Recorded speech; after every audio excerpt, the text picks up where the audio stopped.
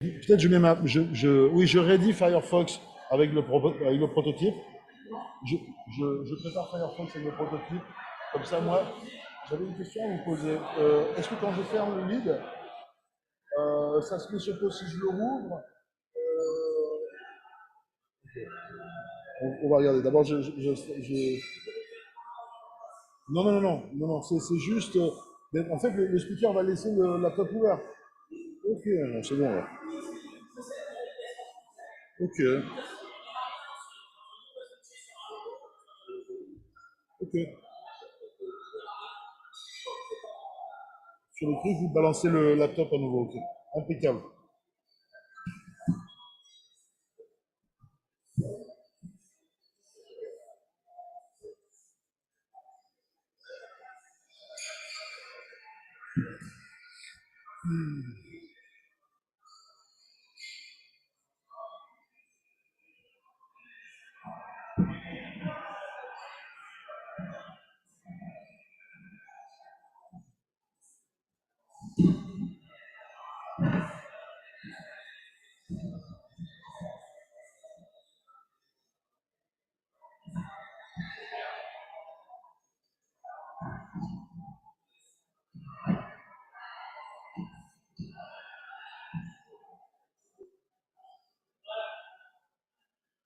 Mon truc.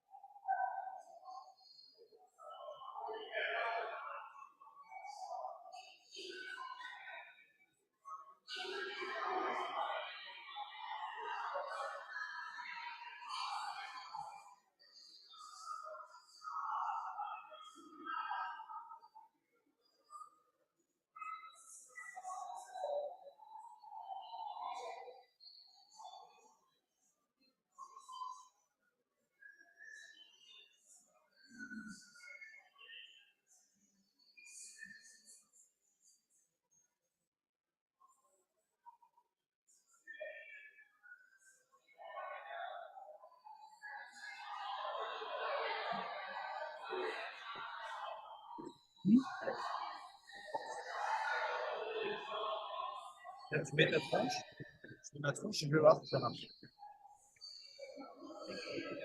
Oui, mais c'est pas grave.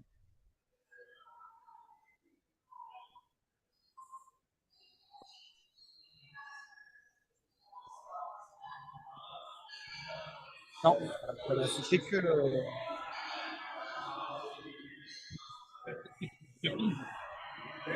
Alors, attends, j'ai mis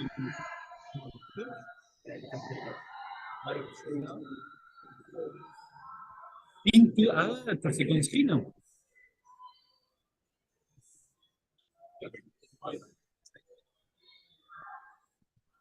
il y a ta gueule. Ah, parfait. C'est bon. Et maintenant, il faut tester le son.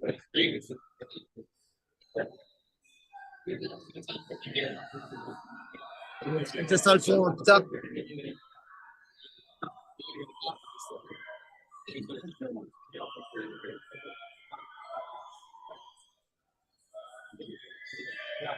C'est presque parfait.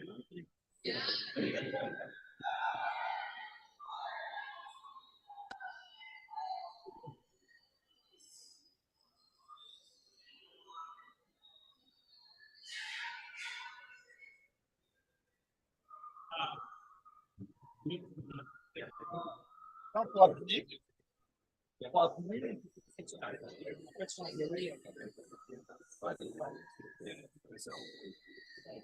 Merci.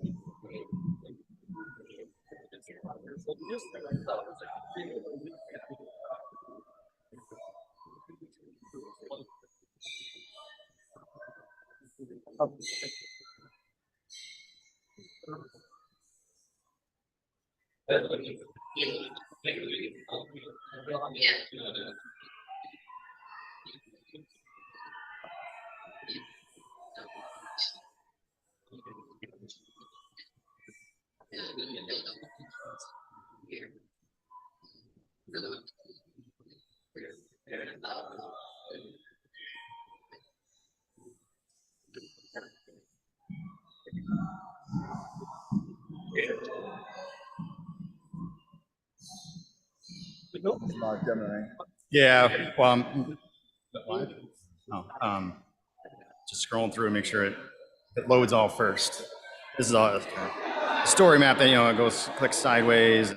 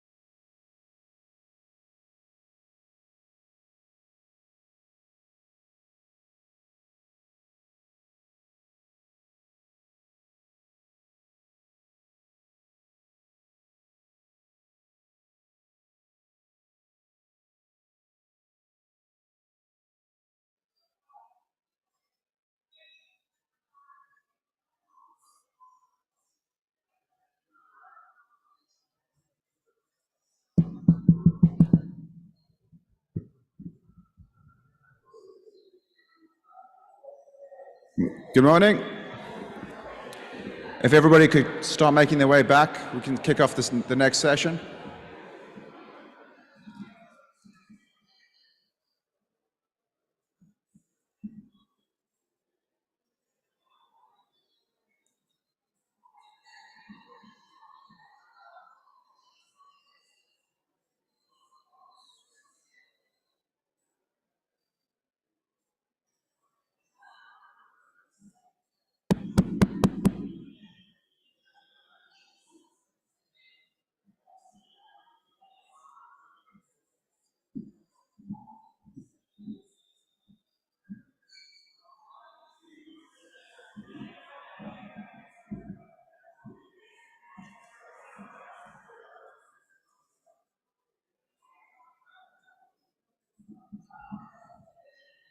If everybody could make their way back to their seats so we can kick off with the next session, please.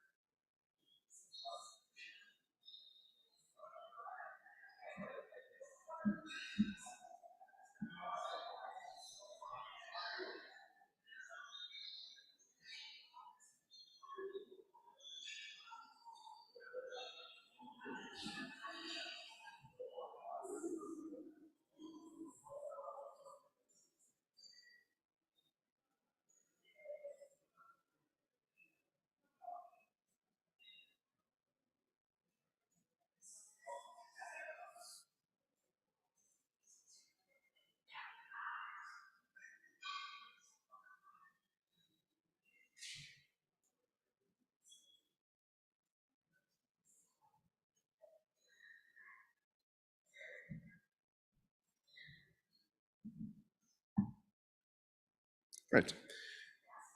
Good morning, all. So welcome to the Spotlight on a Technology session. I think this is particularly relevant after Victor's presentation, highlighting how cost and scalability are some of the most important things if we're going to achieve our vision of ocean mapping. So the session itself will showcase technologies that leverage remote satellite-based hyperspatial innovations with a focus on the conversions of satellite data and 3D visualizations, and how these advancements can revolutionize our understanding of the ocean environment. Our first presenter is Kyle Goodrich. He's the founder and president of T-Carta. Kyle has 20 years of experience in the geospatial, hydrographic, and hydrospatial industries. He holds a degree in geosciences from Williams College.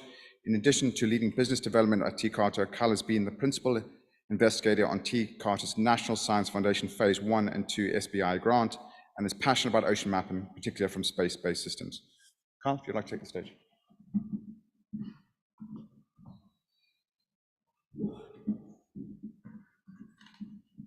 Okay, thank you very much. And yeah, I'm Kyle Goodrich. I am the president and founder of T-Carta.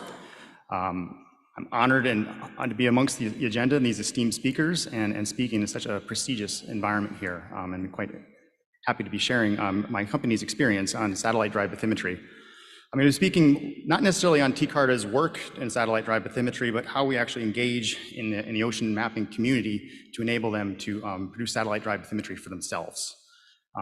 So I'm going to talk on our space-based collaborative projects around coastal surveying. And I do have a little live demonstration here from a story map, not a set of slides. So I do have sharing this link here if anyone wants to read the story map afterwards. There's a lot more material in here that I'm going to go over in 20 minutes, but the QR link will be at the end as well. First, a little bit about TCARTA. We are a small, women-owned small business based in Denver, Colorado. I founded the company in 2008, and my wife and I currently own and operate the company. Based in Denver, Colorado, obviously it's not a natural ocean mapping hotbed, though there are a fair number of Coloradans here representing. But naturally, as a company based more than 1,500 miles from the ocean, we look to the space to survey the ocean. The company has been the beneficiary of America's Seed Fund, the Small Business Innovation Research grants, both from the National Science Foundation as well as NOAA, that has really fueled and inspired our research and development and engagement with this community. I don't have a background in ocean mapping. As I said, my background is in geosciences. So I am kind of adjacent to this community, but I was inspired by the Seabed 2030 mission to map the entirety of the seafloor by 2030. And that inspired the company to write our National Science Foundation research grant to facilitate regional mapping initiatives using satellite-based technologies. Now, many of our work, builds upon the UN Sustainable Development Goals, as well as the Seabed 2030 program. And we have been, oftentimes a contributor to ocean mapping projects as often an unnamed data producer in the background. And here's an example where we have mapped the entirety of Kiribati for the United Kingdom Hydrographic Office. And this data went on to being used for a World Bank project to help improve the transportation infrastructure of the environment. So it was quite exciting for us in 2020 when we did set out this 3-year research grant to deploy satellite-based technologies to map the ocean, that we formed a partnership with the Seabed 2030 program to enable our data sets to be incorporated. So it was also quite exciting in 2020. The company was invited to produce a demonstration project of satellite drive bathymetry with the instruction and request that we produce data in the Maldives. Now, map the gaps, right? That is what satellite drive bathymetry is all about. There's obviously a white space kind of often in coastal areas where there's no data. And that is where satellite drive bathymetry can provide a very cost-effective and efficient method for surveying these areas. We chose a site in Adu Atoll in the Maldives where the area hadn't been surveyed in over 100 years, so that left a lot of gaps to fill with satellite drive bathymetry, and we were able to quite effectively and efficiently survey the entire atoll using freely available satellite imagery. We actually went on, because it's so efficient and cost-effective to produce areas, broad areas, we actually went on and produced the data for the entire Maldives shallow water area and contributed this to the Seabed 2030 program. This also spurred something else within the company. We are a small for-profit company, but we also have an education initiative to engage with the ocean mapping community. So we actually took this project as an opportunity to create a relationship with the Maldives Land and Survey Authority to not just share the data with them, but also enable raise their awareness of what this technology is, its limitations, and how it could help their existing operations. As you can see, this data is now within the JEPCO 2020 grid, and this also initiated kind of our satellite drive bathymetry training programs where we actually engage with these communities, teach them how to produce satellite drive bathymetry for themselves. So we took that model that was based on that demonstration project and expanded our reach. TCARTA does have an office in the Caribbean, with a one-woman office in Jamaica. So we have a relationship with the National Land Agency in Jamaica.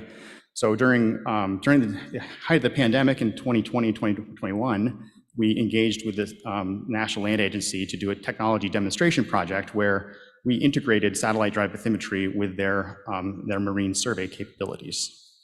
Now, it being 2020 and 2021, nothing went according to plan. Obviously, people were wearing masks, we were social distancing, everything had to be done remotely. And the project, was a success in a lot of ways. The data wasn't as we'd like, so it always is hard to, when we publish an article, that demonstrates the data isn't quite as accurate as you'd like it to be, but that was actually kind of a solidifying moment with the partnership with this organization, because we kind of aired our errors, or showed our errors, and then we were able to kind of circle up and figure out what to do next after that. So we've continued to engage with the community in Jamaica, both through the GIS days, both raising the awareness at the high school level as well as at the college level around remote sensing and marine remote sensing and how it can benefit their nation.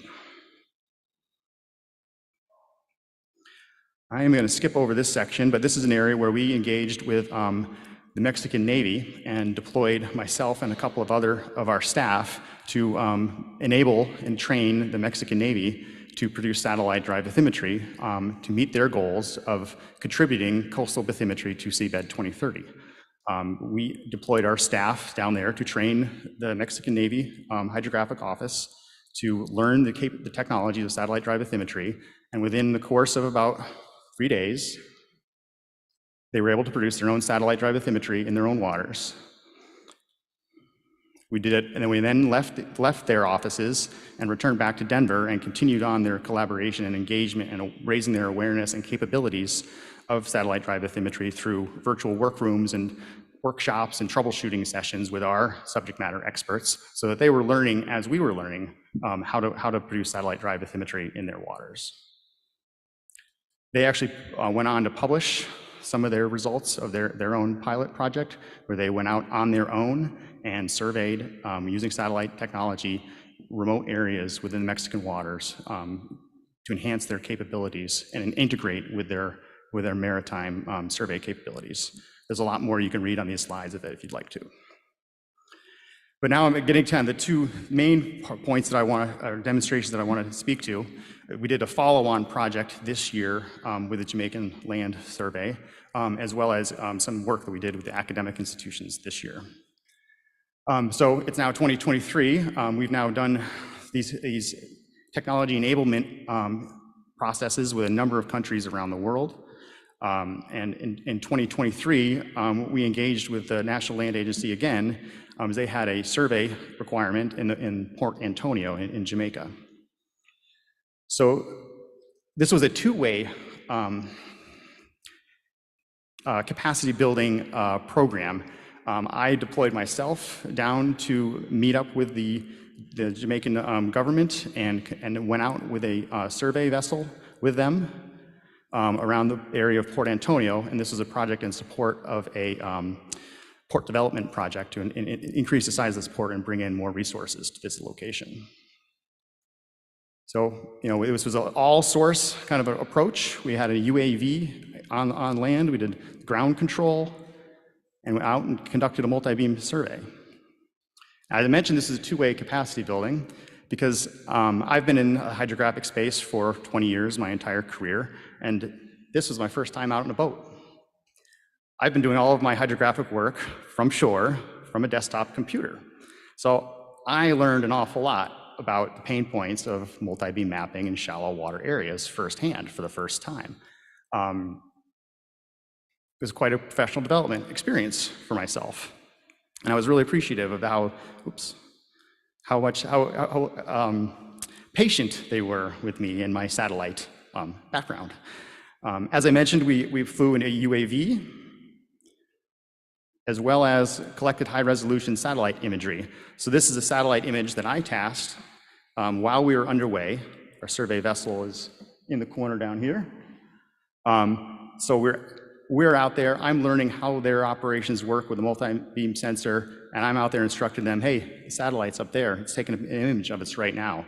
And we're both kind of learning how both the technologies work and the complications, and why I was shaking my fist at this shadow area here and the clouds that prevent us from doing satellite drive bathymetry. We then flipped the script around. We went back to their offices in Kingston, Jamaica, and I got to be the one who knew of the technologies and provided satellite drive bathymetry training in their classroom. So we brought in there's three of the hydrographers that were with me on the survey out there, a UAV operator, and then 2 GIS and remote sensing people that were trained to produce satellite drive bathymetry alongside this project. We did a fair bit of, over the shoulder, pointing at the screen. That's how we learn, how we train people within our own company. And it works with other nations around the world. I can't underestimate the value of in-person training when it comes to this, and seeing the understanding on the other side of those eyeballs. When they get that aha moment and see satellite drive bathymetry for the first time, it's really something that just warms my heart when somebody says, wow, they've surveyed their own waters in just a few minutes. And yeah, lots of pointing at screens, lots of comparison, and how do I do this? What do I do here? And understanding and learning how the satellite drive bathymetry works. Because it's one thing, we can provide data all day long to anybody, but if you don't know how it's made or how it's produced or the technologies behind it, how do you have any confidence in what this product is, how to use it, how to integrate it with your own other capabilities? Is it better than a single beam survey? Is it going to be better? Is it going to replace my multi-beam requirement? Well, the answer to that's no. It's not anything that's going to replace anything. It's something that's going to be integrated and combined with other technologies. And that's the true power of satellite drive bathymetry. It ends up being the glue that can stitch together other data sets, whether it's LiDAR, multi-beam, or single beam. Satellite drive bathymetry in the coastal areas can infill those areas quite readily and effectively. So at the end of that day, 3 days of training, those 6 students did multiple iterations, lots of different imagery sources, commercial, freely available, to get an understanding of the capabilities. And, if I put in a 10-meter resolution image, can I get a quality product out? Or what do I do if there's sun glint, and understand how this product was made? So in the end, this has been a tremendous cooperation between our two organizations. This is a public and private organizations in two different countries coming together and cooperating, both educating my staff and also me educating their staff on how to integrate these technologies and their capabilities. Now, we've further gone on to engage with academic institutions, because we are a private industry, and many in this field have a hard time finding staff, right? Particularly well-trained staff. Staffing is quite a challenge right now, and there's a lot of talk about the hydrographer of the future and what skills will be required of those professional staff. And a lot of the times, as a technology that many aren't aware of, we have to train almost from the ground up, from not knowing what satellite drive bathymetry is all the way to being able to produce it. So it's been quite beneficial for us to engage with academic institutions, provide our software for free, provide our training for free, and engage with the hydrographers of the future to train them to incorporate satellite drive bathymetry both into their academic research and potentially into their future professions. So this is a partnership that we have with the University of Southern Mississippi, where we deployed our technical staff down for a week of instruction to their marine remote sensing class to produce satellite-derived bathymetry in real time and with subject matter experts on hand to provide guidance and instruction through it. At the end of the class, the students were able to produce data quite readily. Students take up this technology quite quickly, I have to say. And we were able to produce data that supports academic research for their other programs within the university. And there's, I think it's 10 students in total, now satellite drive bathymetry ready professionals. That's a great thing for our growing industry of satellite drive bathymetry. There's only a few providers, globally of this technology. So it's a very niche technology and not something that's widely used. So if we can build up 10 people's skills within a week, that's a good investment as I see it in ocean mapping. Now, I mentioned we've had a partnership with the Seabed 2030 for 3 years now and contributed a fair bit of data to the location, to the project. We've also been the beneficiary of a partnership with the Marine Institute of the University of Newfoundland. And this summer, we were able to get those partnerships together, if you will, and quite thankful to the Seabed 2030 project that helped co-sponsor a summer work term program for 8 students at the university. This was a 12-week long program were these ocean mapping students who had maybe a little bit of background in geospatial GIS work, but no background in satellite drive bathymetry, were instructed and taught how to produce the data and became quite capable over 12 weeks. The students produced data in support of the Research Institute research projects in the Arctic, as well as data that's contributed to Seabed 2030. And now these students, they're not future ocean mapping professionals, they're current ocean mapping professionals. These students, during their summer work term, produced data for commercial projects for TCARTA. They produced data for Seabed 2030 that is going to go into the JEBCO grid. And I'm quite happy to say that the success of this program and the capabilities of these students just blew me away, quite honestly. And we actually have 6 of them are now continuing on as part-time employees doing work for us right now while they're still in school. So it warmed my heart when 6 20-year-olds say they quit their restaurant jobs and serving jobs, and they're able to do professional work during their academic undergraduate work. So they're going to be graduating and not only learning skills as they go, but they also be graduating with skills ready to hit the workforce. So a lot of in-person instruction, a lot of collaboration. We've found that it takes having a small pod of people together with diverse skills, share ideas, collaborate, look at your screen. Hey, what'd you do there? How did you get that result? And compare knowledge is a tremendous benefit to the whole group.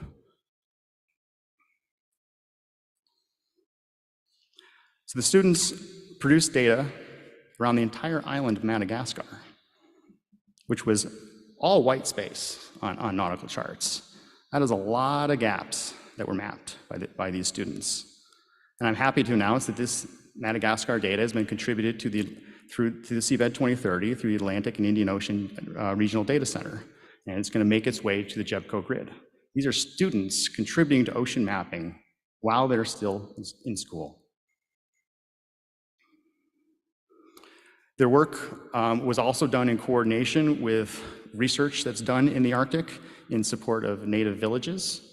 And here we used a hydroball, a small, very simple, cost-effective single beam system. We're able to use that kind of data to inform and validate a satellite drive bathymetry model.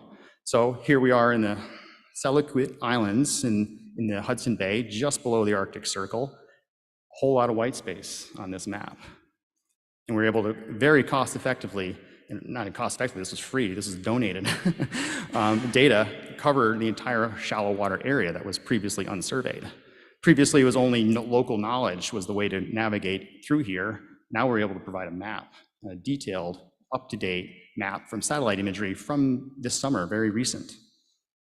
It's a powerful tool to evaluate fishery and sustenance fishing, as well as to support resupplies to the native villages that rely on that one fuel supply in the summer.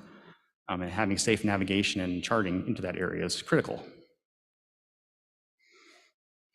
You can further read about this, that we've done a press release, and there is going to be a full-length article that is pending on the Marine Institute and TCARTA and Seabed 2030's partnership to enable these students and empower them with the knowledge of how to produce satellite drive bathymetry and contribute to an important global mapping effort. Scroll through that. Whoops.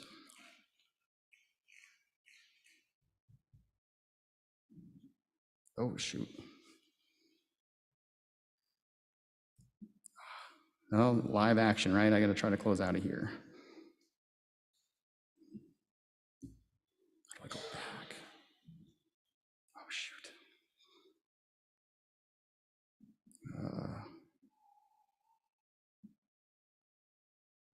Oh, no. Can't figure out how to cancel out of here. That's going to hurt my time. There we go. There we go. Sorry about that, technical glitch.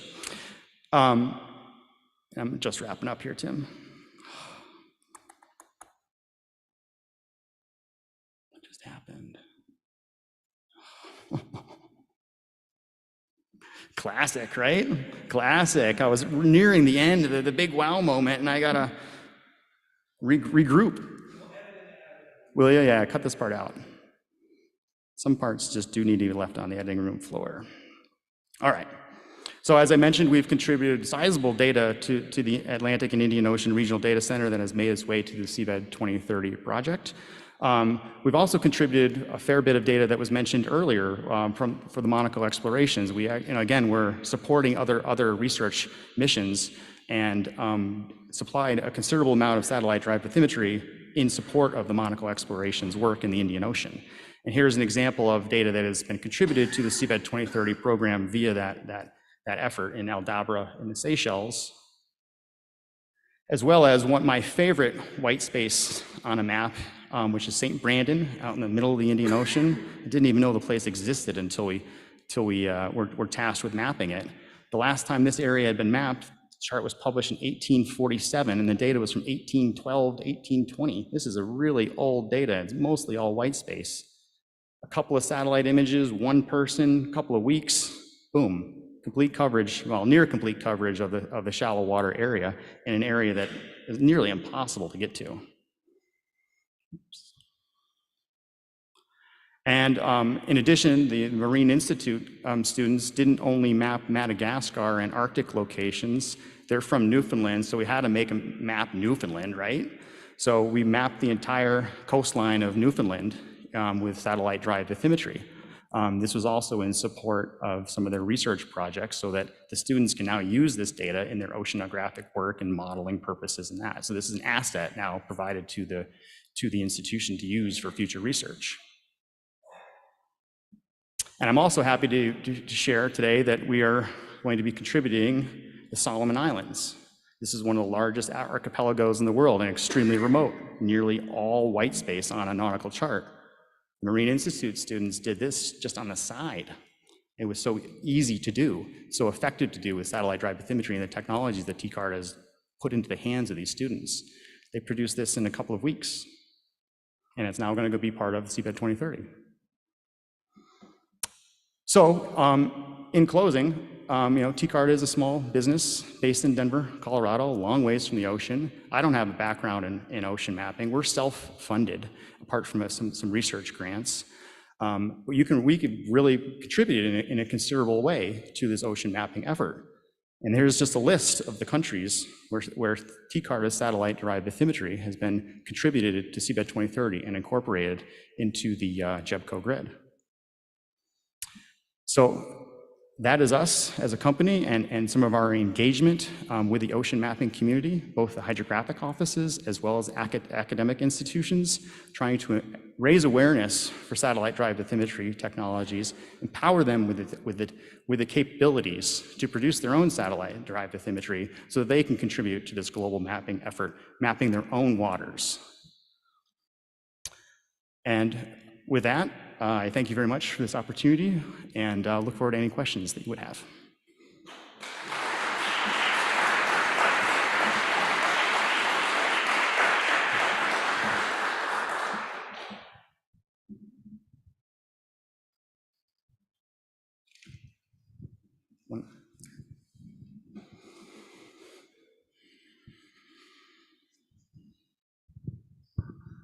Kyle, thank you. This was a fascinating presentation, really appreciate it. It shows you the power of remote sensing. And going to Victor's presentation earlier, what the true benefit of satellite-derived bathymetry is remote sensing data.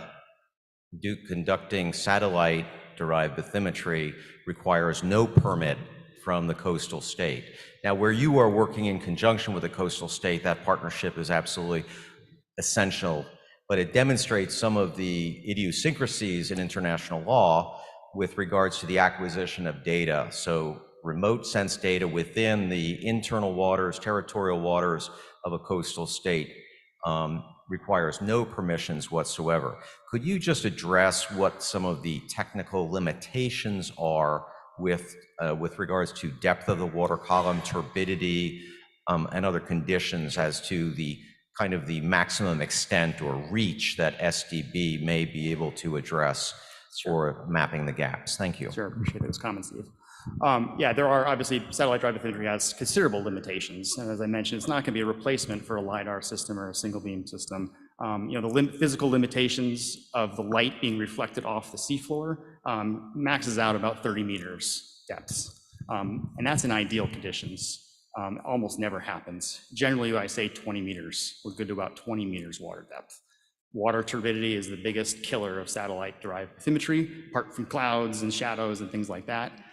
That precludes satellite-derived bathymetry derivation for the most part, because we require optically clear water in order to derive water depths. Now, there's an asterisk there as well, because satellite-derived bathymetry is really just a suite of technologies, from a satellite altimetry to multispectral, kind of the traditional satellite-derived bathymetry. There's also wave kinematics bathymetry that can be done from satellites now with the improvements in optics and satellite capabilities, and that relies on wave patterns that doesn't not require through the water imaging.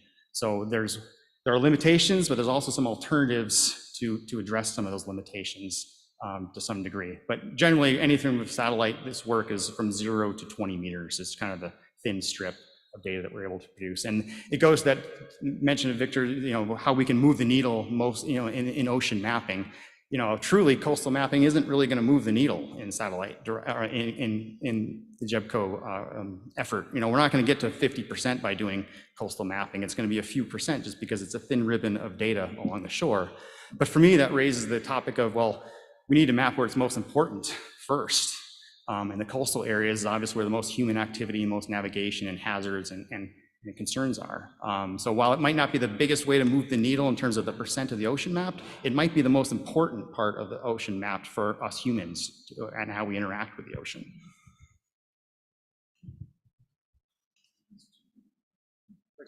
Yep.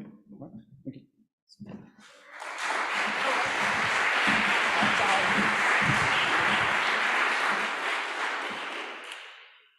So our second speaker is Kaveh Rasool Zadegan from the Mediterranean Science Commission.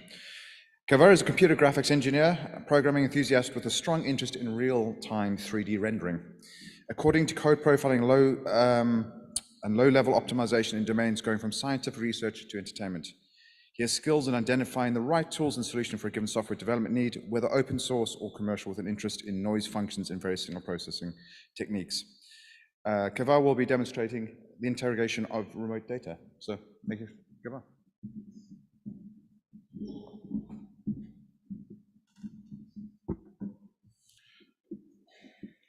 Good morning.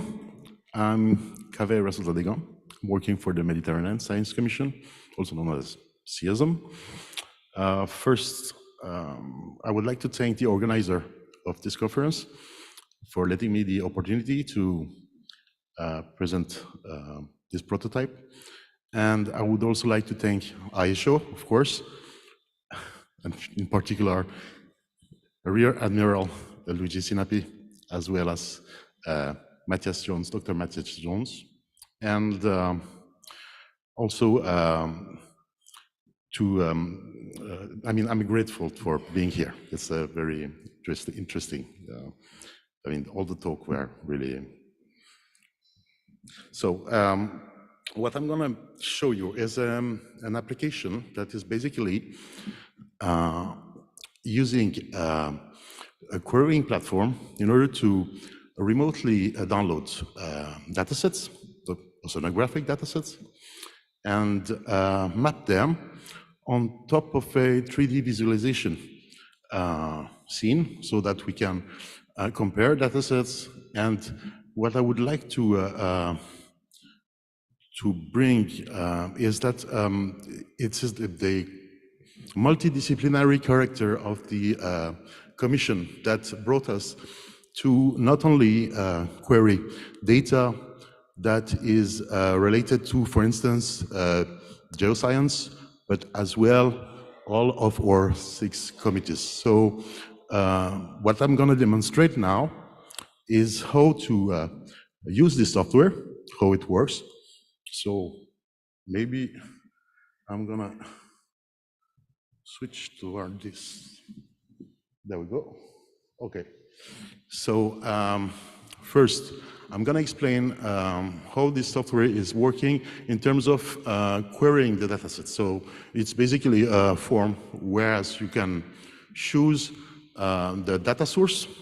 So the data host could be JEPCO, could be Emodnet, NOAA, or any other. And this can be achieved with whatever the protocol we're using for querying the data.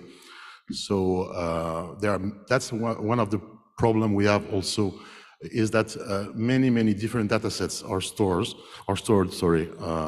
and they are all using different kind of transfer protocols. So we are trying to provide a solution that can bring homogeneously an access to many different laboratories that are used to different standards.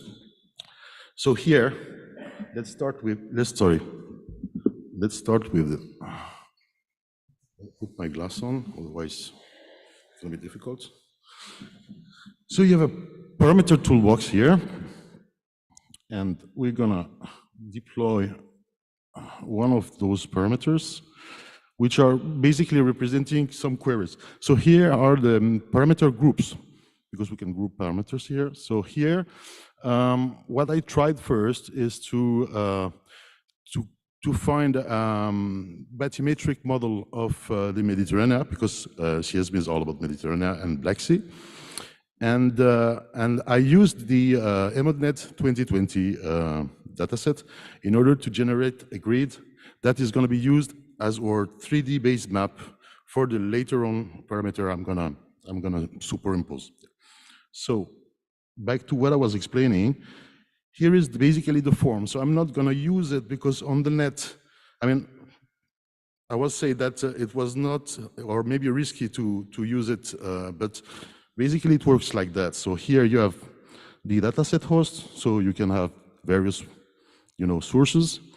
And then after here, the access protocol, and when you change those data sources, which are basically some web address behind it, then you got populated with all the data sets that are queried here. Of course, you cannot see them now because I'm not going to try it, but I'm going to show you some results I have stored already so that we can experience this. So first of all, let's see this grid you will all recognize. Okay. So I'm going to use the mouse, maybe it's a bit easier to manipulate. So here, as you can recognize, is the Emodnet 2020 bathymetry. So we can play with various kinds of functionalities here. So first of all, of course, the elevation exaggeration, because it's always making everything more sexy. So as you can appreciate here, you have the possibility to use the fast rendering capacity of WebGL now to deform quite massive data. So here, as I said, we're going to use it as a base map. So this base map, we're going to change the color set in order to be more comfortable in visualizing the rest of the layers I'm going to present. So let's, for instance, oh yeah, by the way, as you can see, you can update as well the color palettes or add some more custom colors here. So let's try to set something more black and white.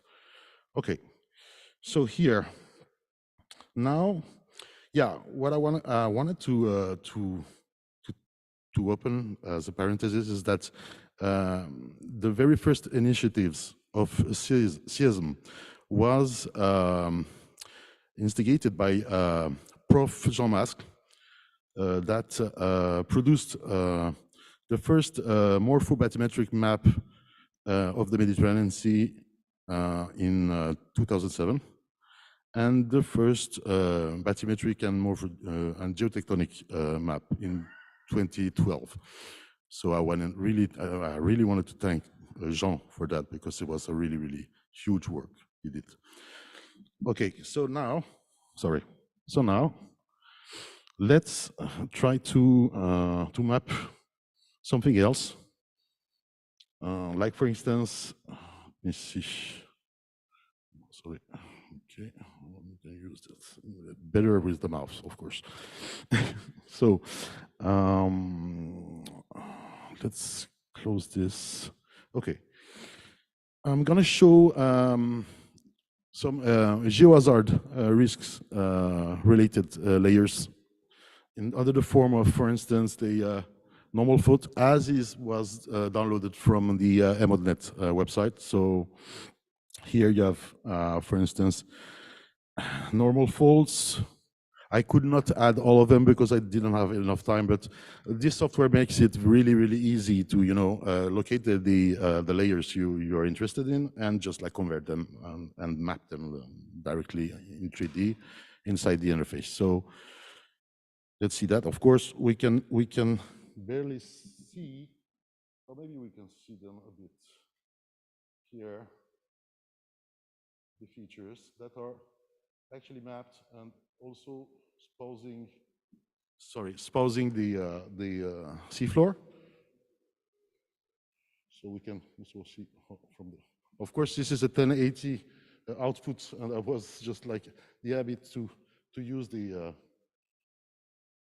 Okay, so these are basically parameters that can be manipulated as well. With the same kind of features than the previous one you saw in terms of colors and also line thickness and stuff like that. So I should have better set those line thickness. But now let's move from the geoscience towards the water column. So here I'm gonna hide maybe those because otherwise it's going to be a bit too. Oh no, maybe not the base map. Okay, then, all right. Now let's see what we have in the physics and climate of the ocean, as our committee is named like that. And I'm going to show you first the Mediterranean salinity. So this data was collected. It's a data collection from NOAA. It's the Global Income Region 2. And by the way, I wanted also to thank NOAA for that because they are really, really cool. I mean, every time I was talking somewhere, they were always keen to help me in order to better grab and better query their data sets. So I wanted to thank them as well. So here, let's map the Mediterranean salinity. So here we have it. Okay, so again, we're gonna exaggerate a bit the seafloor parameter. And of course, as you can see, these are the value using a linear gradient. So it's not really sexy like this, but what we can do here is just like previous parameters, try to, of course, the resolution is not perfect, but I'm gonna try it. Try to set some, better settings here in order to better paint those values. Okay. Okay. All right. All right. So here, as you can see, you can consult the data that was collected, by the way, in the year 2013 during March. So here you have the white is around 40 PSU, and blue is around 16. Okay, and then as you can see, we can play as well with the transparency. If it works, of course, it does not, but it should. So what is supposed to happen here is that the whole set here is supposed to change color. I mean, to be more transparent. So, I mean, this function is quite crucial because it helps also to compare several identical data set made of the same primitive. Here, actually, I'm using voxels. And so I'm going to try, maybe it's going to be better if I try to superimpose as well. Sorry. Okay. The temperature and hide the salinity. Sorry, it's a prototype, so there are many things to set up here. So let's try to show the temperature. Temperature here. Okay. Let's see if the opacity is finally working here. Still not. That's sad. That's sad, but it's okay. You know, both data sets are supposed to be transparent, so let you compare exactly what's going on, and also playing with the colors in order to locate some specific range of values, and maybe hopefully help some research work in order to better figure out what's going on here. So these are all gridded data sets examples. So you have also other functionalities inside this software that let you as well query tabulated data sets. So we may try to, you see, okay. For instance, we have the marine geochemistry example showing an oceanographic campaign, and simply collecting silicate values during this oceanographic campaign. So this was made out of tabulated data. I'm going to hide the overlayers here. Okay, there we go. Yeah, sure. Okay, I'm too long? Oh, okay. All right. So, sorry. Here. All right. Internal temperature. Okay. Let's. Sorry. Hide it. Okay.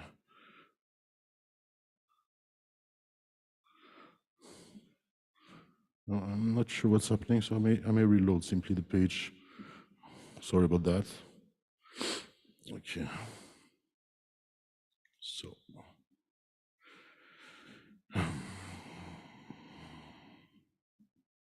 All right.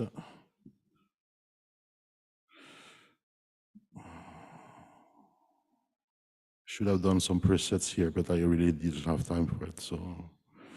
Okay. All right. Now let's try to use these silicates. Here they are. Okay. Okay. So here is the oceanography campaign with the values that were collected. So as the other parameters, you can change their values, and also look at the specific one if needed, so, or a group of values this way. So I guess it's pretty much it. I wanted to show other examples, but I really didn't have time for it because the marine microbiology and biotechnology layers are really interesting as well. I have a few examples that are running, but I didn't dare presenting them to you because it was not stable enough, and also this computer is not mine, so I had to install it quickly yesterday, so sorry about that. So yeah, that's pretty much it. Thank you for your attention. I may leave some room now for the questions, if any. Thank you. Thank you.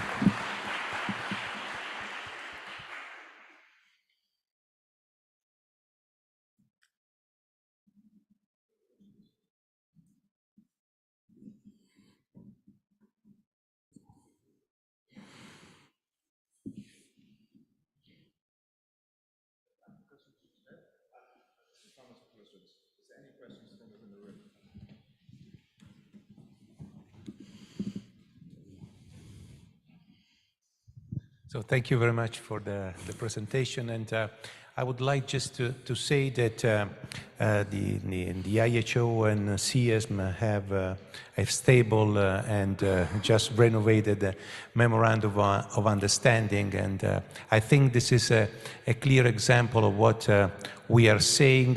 We are starting to think about the way how hydrographers and oceanographers can work together.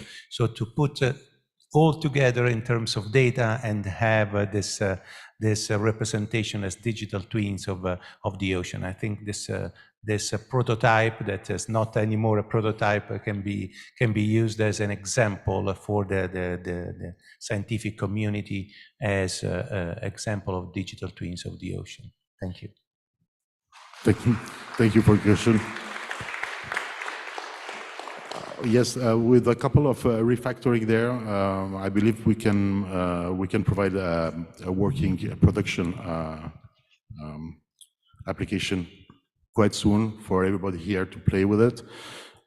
Maybe I forgot also to tell you about the file formats, and I pretty worked a lot on this in order to make sure that anybody can save quickly either the whole workspace or parameters separately. So it will be very soon quite ready for production.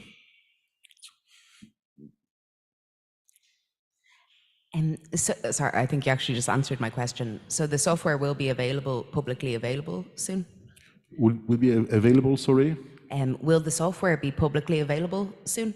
You mean free? Yeah. This is. I mean, all the license used to develop the software are totally open source. They are all either MIT or Apache like licenses, so they'll all be free to use for anybody and to download with your favorite GitHub and to use directly. Also, I may add that all you saw is run client side. So it means that you only need the data servers in order to download those data, but you don't need any extra third-party library to run what you saw. All is stored inside the first web page you're downloading upon the simple web address. There is also a URL scheme that is planned in order to let simply somebody select different parameters, select the address, and copy paste it in a mail and send it to another user for him to just like click on it and right away load exactly the same scenario as the first one was preparing. So I don't know if it answered the questions.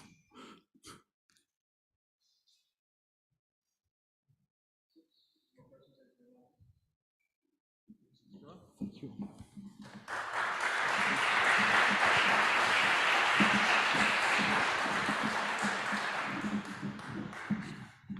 All right, thank you everyone. Kaveh and Kyle, great presentation. Neil, thank you for moderating. According to my watch, we're 1 minute ahead of schedule, which is always lovely. So we're doing great on time.